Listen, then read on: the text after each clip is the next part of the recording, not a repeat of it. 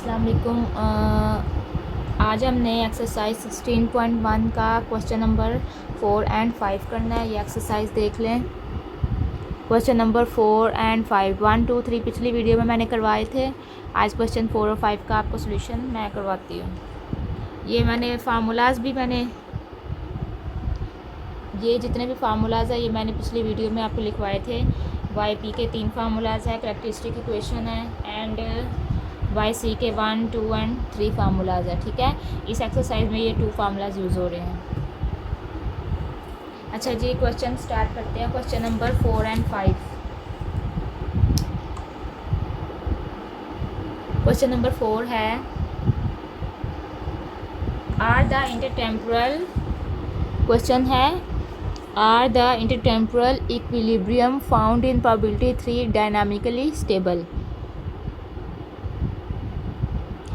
जो प्रॉब्लम 3 है, ये जो 3 वाला प्रॉब्लम है, इसमें हमने 4 वाला क्वेश्चन कर रहा है। ये जो 3 वाली प्रॉब्लम है इसमें हमने इंटरटेम्पोरल जब इक्विलिब्रियम आएगा तो जहाँ भी इंटरटेम्पोरल इक्विलिब्रियम आएगा जो इनके आंसर निकले होंगे ना, उस आंसर में हमने इन्फिनिटी पुट करना है।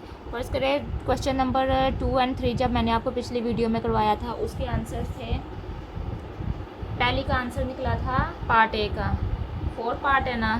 पार्ट ए का आंसर निकला था Y C is equal to A1 ET plus A2 E minus 4T। ये आंसर निकले था। ये जो क्वेश्चन था ए वाला, इसको हमने सॉल्व किया था और उसके अंदर ये वाई नॉट एंड ये कंडीशन लगाई थी। तो जब ये कंडीशन लगा ली थी तो हमारे पास ये आंसर निकला था ये। ठीक है, तो उसने यही बोला कि इंटरटेम्पोरल इक्विलिब्रियम फाउंड करें आंसर से। सही है कि ये डायनामिकली स्टेबल है कि नहीं। तो जब भी ये आएगा तो आपने क्या करना है, टी टेंड्स टू इन्फिनिटी कर देना है। सही है, इंटरटेम्पोरल इक्विलिब्रियम का जब भी आपको आएगा ना, आपने टी टेंड्स टू इन्फिनिटी कर देना है। जिधर जिधर भी टी है आपने उधर इन्फिनिटी लगा देना है। ठीक है, टी टेंड्स टू इन्फिनिटी हमने टी पुट करना, इन्फिनिटी पुट करना है। सही है, A1 ऐसे ही लिखा, E भी ऐसे ही लिखा और इस टी की जगह पे इन्फिनिटी लगा दिया, प्लस A2 ऐसे ही लिखा, E ऐसे ही लिखा, माइनस 4 इस टी की जगह पे इन्फिनिटी लगा दिया। सही है, क्वेश्चन नंबर 3 कर सॉल्व करके जो आंसर आए थे उस आंसर में ये इन्फिनिटी पुट करना है। अब ये देखें कि क्या इसका आएगा। E इन्फिनिटी किसके इक्वल होता है, इन्फिनिटी के। E इन्फिनिटी ये आप नोट कर ले, इन्फिनिटी होता है। E माइनस इन्फिनिटी 0 के इक्वल होता है। ठीक है, अब ये E इन्फिनिटी तो इन्फिनिटी है, ये सारा इन्फिनिटी हो गया। सही है, इन्फिनिटी के इक्वल तो ये सारा इन्फिनिटी हो गया, प्लस अब ये E माइनस इन्फिनिटी बना तो माइनस इन्फिनिटी 0 के इक्वल होता है। तो ये पूरी इक्वेशन हमारी क्या बनेगी, इन्फिनिटी के इक्वल हो जाएगी। अब नेक्स्ट पार्ट मैं करने लगी हूँ बी वाला आंसर क्या आया था। बी वाले पार्ट का आंसर आया था Y C is equal to A1 E minus T. ये आंसर आपको पिछली वीडियो में मिलेगा। पिछली वीडियो में 1, 2, 3 क्वेश्चन किए हुए हैं, 2 और 3 क्वेश्चन में का ये आंसर है, plus A2 E minus 5T। इस क्वेश्चन में उसने यही बोला कि जो आपने क्वेश्चन सॉल्व किया है उसके इंटरटेम्पोरल इक्विलिब्रियम प्राइस निकाले। तो ये मैं आपको निकाल कर दिखा कि ये स्टेबल है कि नहीं। अच्छा, पिछला जो पार्ट किया था ना, वो उसका ए वाला जो पार्ट किया था उसका आंसर इन्फिनिटी आया था। तो वो जिसका भी आंसर इन्फिनिटी आ जाता है वो अनस्टेबल होता है। सही है, अनस्टेबल एंड डाइवर्जेंट।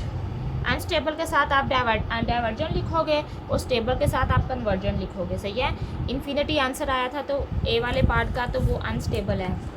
उसने आगे मांगा हुआ डायनामिकली स्टेबल। सही है, स्टेबल है कि नहीं स्टेबल, तो ये अनस्टेबल है। अच्छा, अब ये बी वाला पार्ट करने लगे। ये देखते हैं ये अनस्टेबल है, ये स्टेबल है। इस टी टेंड्स टू इन्फिनिटी। ठीक है, तो ये आ जाएगा A1 E minus infinity plus A2 E minus infinity. सही है, ये दोनों इधर माइनस इन्फिनिटी, मैंने आपको पहले बताया E माइनस इन्फिनिटी किसके इक्वल होता है, 0 के। इधर भी 0 आ जाएगा, माइनस इन्फिनिटी है, इधर भी 0 आ जाएगा, तो वाई सी किसके इक्वल हो जाएगा, ज़ीरो के, और ये हो गया जब ज़ीरो आंसर आ जाता है तो वो स्टेबल होता है। तो स्टेबल के साथ हम क्या लगाएंगे, कन्वर्जेंट। ठीक है, अब सी वाला पार्ट करते हैं। सी वाले पार्ट का आंसर था Y C is equal to A3 ET plus A4 TE power T। अब जिधर जिधर टी है उधर उधर हमने क्या करना है कि टेंस टू इन्फिनिटी लगा देना है। A3 E infinity plus A4 infinity E infinity. ठीक है, अब ये इधर इन्फिनिटी है तो ये तो सारा इन्फिनिटी हो गया, और ये E इन्फिनिटी है, ये भी सारा इन्फिनिटी, तो ये आंसर आपका इन्फिनिटी आएगा। ये अनस्टेबल है, जिसका आंसर इन्फिनिटी है वो अनस्टेबल होता है। और साथ हम लगाते हैं डाइवर्जेंट। ये इसने मांगा हुआ है कि इंटरटेम्पोरल इक्विलिब्रियम निकाले और बताएं कि ये स्टेबल है या नहीं स्टेबल। तो जिधर भी क्वेश्चन में आ जाएगा आप उधर इन्फिनिटी पुट करेंगे। डी वाला पार्ट रह गया, Y C is equal to A3 E -4T plus A4 TE ये आया।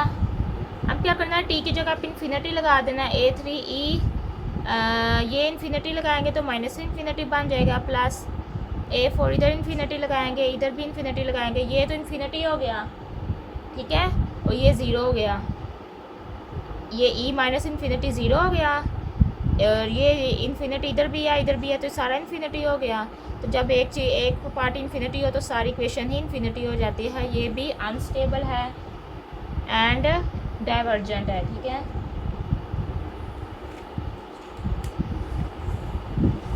अच्छा जी, क्वेश्चन नंबर 4 हो गया। अब मैं आपको क्वेश्चन नंबर 5 करवाने लगी हूँ। क्वेश्चन नंबर 5 एक दफ़ा रीड कर ले, क्या उसने लिखा हुआ है। ये क्वेश्चन नंबर 5 है, उसने लिखा verified that the definite solution in example 5। अब हमने पीछे एग्जाम्पल 5 निकालनी है और उसका डेफिनेट सोल्यूशन देखना है।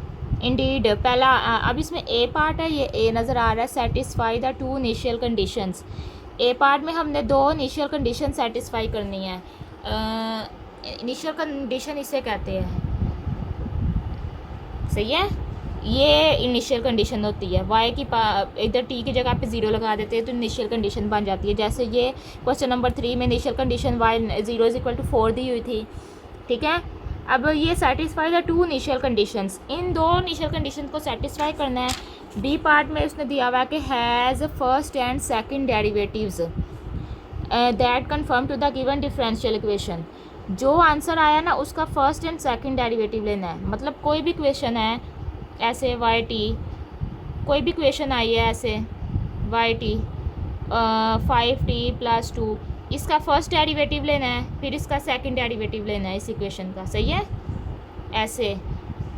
तो अब उसने बोला कि क्वेश्चन एग्जाम्पल 5 का उसने देखे, verified that the definite solution example 5। अब हमने एग्जाम्पल 5 देखनी है। ये एग्जाम्पल 5 है, इसका डेफिनेट सोल्यूशन ये वाला है, ये Y T is equal to 2e - 3t plus TE - 3t। अब ये मैं आपको क्वेश्चन सॉल्व करने लगी हूँ। एग्जाम्पल 5 का डेफिनेट सोल्यूशन। डेफिनेट सोल्यूशन क्या दिया हुआ है, Y T is equal to, definite solution answer होता है उसका -3t plus 3e - 3t plus 3। ठीक है, ये डेफिनेट सोल्यूशन दिया। अब इसको हमने सॉल्व करना है। ए पार्ट पहले सॉल्व करते हैं। ए पार्ट में उसने बोला है कि satisfy the two initial condition. अब हमने दोनों इनिशियल कंडीशन को सेटिस्फाई करना है। अच्छा जी, इसमें क्या करना है, पहले हम इसका डेरिवेटिव ले लेते हैं। इस इक्वेशन का हमने सेटिस्फाई करने के लिए हमने क्या करना है, इसका डेरिवेटिव लेना है। इस इक्वेशन का डेरिवेटिव लिया, ये डेरिवेटिव का साइन है, सही है ऊपर। तो क्या आ जाएगा, ये -3 e की पावर कुछ भी हो तो वो नीचे आ जाती है। -3 है तो -3 नीचे आ जाएगा। 2 × -3e - 3t प्लस, अब इसमें भी क्या है कि e की पावर -3 है ये। अच्छा, ये कैसे सॉल्व करना है, अगर दो फंक्शन आपस में दिए हो तो कैसे सॉल्व करते हैं, पहला ऐसे दूसरे का डेरिवेटिव जमा दूसरा ऐसे पहले का इंटीग्रेशन बाय पार्ट्स के ज़रिए करते हैं। तो इसको इंटीग्रेशन बाय पार्ट्स के ज़रिए मैं करती हूँ। पहला ऐसे ही 3, ये पहला है ये दूसरा है, टी ऐसे ही इसका डेरिवेटिव कैसे लेते हैं, -3 नीचे आ जाएगा e-3t, ठीक है। अब जमा दूसरा ऐसे ही e-3t, ये लिख दिया, और पहले का डेरिवेटिव t का डेरिवेटिव 1 नहीं होता है तो 1 लिख दिया, +3 का डेरिवेटिव 0 आता है। अब ये कैसे, इसका आंसर क्या आएगा, 3 2 -6 e-3t, अब प्लस माइनस माइनस ये आ जाएगा 3t e-3t, ये आ जाएगा प्लस e-3t, ठीक है। आंसर ये आ गया आपका। अब क्या करना है कि ये भी e-3t है, ये भी e-3t है, इसके साथ 1 है, इसके साथ -6 है, प्लस माइनस माइनस होता है, तो ये आ जाएगा 6 में से 1 निकाले 5 e-3t, बड़ी का साथ माइनस है तो माइनस लगाएंगे, माइनस ये ऐसे लिख देंगे 3t, क्योंकि इसमें t है, 3t e-3t, इसमें t है इसलिए ये इनके साथ नहीं होगा सॉल्व, इनमें t नहीं था, y t। अब इतना हो गया है, अब जब इतना हो जाएगा तो हमने अपने इनिशियल कंडीशन लगानी है। मैंने आपको पहले बोला था इनिशियल कंडीशन एक ये होती है एक ये होती है, दोनों इनिशियल कंडीशन। अब इस वाली में तो हम इनिशियल कंडीशन लगा देते हैं, टी की जगह पे 0 लगाते हैं तो y 0 बन जाता है, ये वो इनिशियल कंडीशन बन जाती है। लेकिन ये वाली सॉल्व कैसे करते हैं, क्योंकि इसके ऊपर तो डेरिवेटिव है, तो ये वाली सॉल्व करने के लिए हमने इसका डेरिवेटिव लिया है। अब इधर टी की जगह पे 0 लगाए देंगे, ये y डेरिवेटिव 0 बन जाएगा, ठीक है। अब पहले ये वाली इनिशियल कंडीशन सॉल्व करते हैं, इस इक्वेशन में 0 लगा देते हैं, y 0 ऐसे लिख देते हैं, पहले t इज़ इक्वल टू 0, इसको इक्वेशन 1 बोल देते हैं, ये इक्वेशन 1 है और ये वाली इक्वेशन 2 है। t is equal to 0 in equation 1, ऐसे t is equal to 0 in equation 1। अब इक्वेशन 1 में t 0 लगा देना जिधर जिधर t है, 2e, अब -3 इधर भी 0 आ जाएगा, प्लस इधर 0 आएगा, e-3 0, ये सारे 0 बन जाएगा, +3।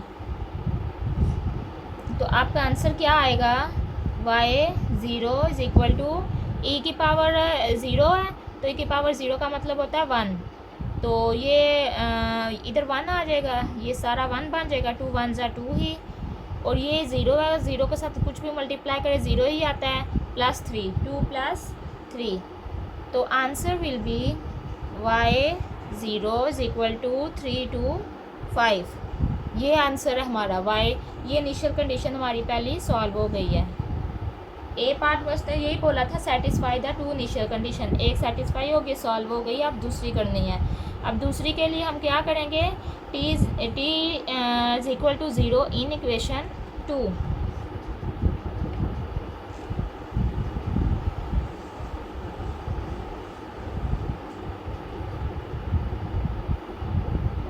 t is equal to 0 in equation 2। Equation 2 आपने लिख लिया नहीं है नोटबुक पे, इक्वेशन 2 कौन सी थी, y nought t is equal to -5 e-3t -3t e-3t, ठीक है, ये वाली थी कंडीशन। अब क्या करना है कि t इज़ इक्वल टू 0, ये जिधर जिधर t है इधर 0 लगाते जाना है, -5 e-3 0 -3 इधर 0 e-3 0, ये e की पावर 0 है तो 1 बन जाएगा, ये -5 इधर 0 की सब मल्टीप्लाई होगा तो सारे 0 बन जाएगा, y अब ये क्या है कि बन गया -5, तो y इसकी कंडीशन क्या है, ये कंडीशन है सेटिस्फाई हो गई है, y nought is equal to 5 है। अच्छा एग्जाम्पल में जो कंडीशन दी हुई है ना, एग्जाम्पल में कंडीशन 5 है, उन्हें बोला ये 5 -5 इज इक्वल टू -5, ये कंडीशन सेटिस्फाई हो गया, ये 5 -5 के इक्वल दिया हुआ था तो ये -5 ही आया है।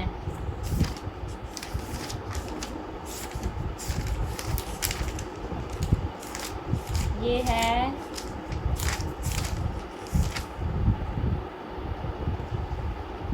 अच्छा जी। अब हमने क्या करना है कि इसका बी वाला पार्ट सॉल्व करना है, ठीक है। बी वाला पार्ट, बी वाले पार्ट में है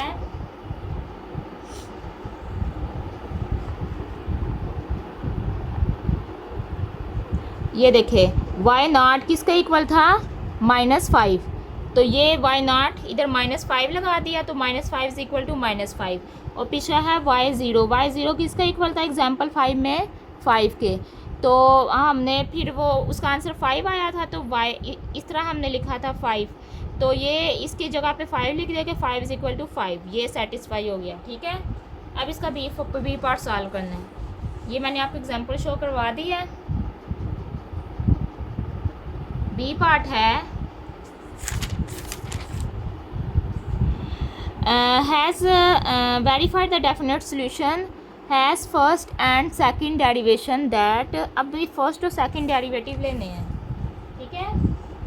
इसका इस इक्वेशन का फर्स्ट डेरिवेटिव भी लेना है, इसका सेकंड भी लेना। मैंने फर्स्ट पहले वैसे लिया हुआ था, इसका फर्स्ट डेरिवेटिव लेते हैं। ये किसके इक्वल आया था, -3 तो नीचे आ गया था, e -3t प्लस, अब इसका आंसर क्या था, पहला ऐसे ही लिखना है, दूसरे का डेरिवेटिव -3e -3t जमा दूसरा ऐसे ही लिखना है, दूसरा फंक्शन e -3t ज़रा पहले का डेरिवेटिव 1 और इसका 3 का 0 ही आता है, तो ये बन गया -6e -3t, ये मैंने पहले भी सॉल्व किया है, plus minus -3te -3t plus e -3, ये बना। अब क्या करना है कि ये e -3t ये -3t ये आ जाएगा -5e -3t, ये ऐसे लिख जाएगा -3te -3t, ये हमने लिख दिया, ये इसका फर्स्ट डेरिवेटिव है, ठीक है। अब इसका सेकंड डेरिवेटिव निकालना है, सेकंड डेरिवेटिव फर्स्ट डेरिवेटिव से निकलेगा। अब इसको मज़ीद सॉल्व करना है, -3 नीचे आ जाएगा, -5 मल्टीप्लाई बाय -3e -3t -3 ऐसे लिखा। अब ये फर्स्ट फंक्शन है, ये सेकंड फंक्शन है, पहला फंक्शन ऐसे ही लिखेंगे, दूसरे का derivative multiply by -3e -3t जमा दूसरा ऐसे ही लिखेंगे, पहले का डेरिवेटिव 1, ठीक है, minus minus plus 15e -3t minus, अब इस 3 पहले अंदर वाला सॉल्व कर लेते हैं, -3 -3te -3t plus e -3t, ये सॉल्व हो गया अंदर वाला। अब क्या करना है कि इसको मज़ीद सॉल्व करना है, 15e -3t minus minus plus 3 3 9 3e -3t plus minus minus, इस 3 को इससे भी मल्टीप्लाई करना है, 3e -3t, इसका फर्स्ट डेरिवेटिव अभी हमने रेज नहीं करना, ठीक है। ये मज़ीद क्या हुआ कि ये e -3t ये भी -15 में से 3 निकाले 12, सेकंड डेरिवेटिव आया 12e -3t, और ये ऐसे लिखेंगे प्लस 9te -3t, ये सेकंड डेरिवेटिव वाली इक्वेशन है, ये फर्स्ट डेरिवेटिव वाली इक्वेशन है। अब हमें ये दो ही चाहिए थी, ठीक है, तो क्या करना है, अब हमने इसको रेस कर देते हैं बाकी सारे को।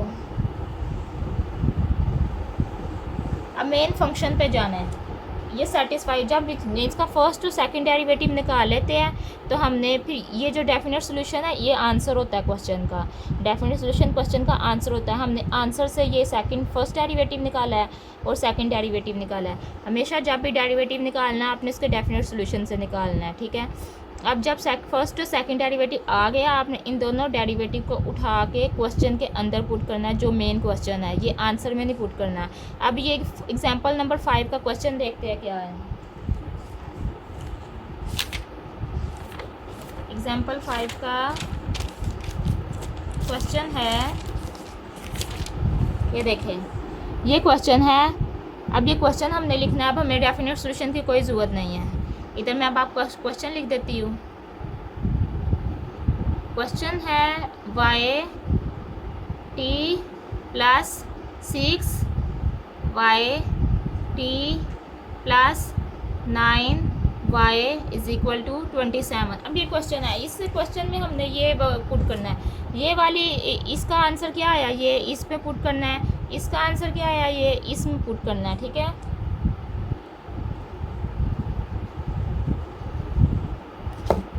अब ये आपने नोट तो कर लिया होगा, मैं पुट करके दिखा देती हूँ आपको।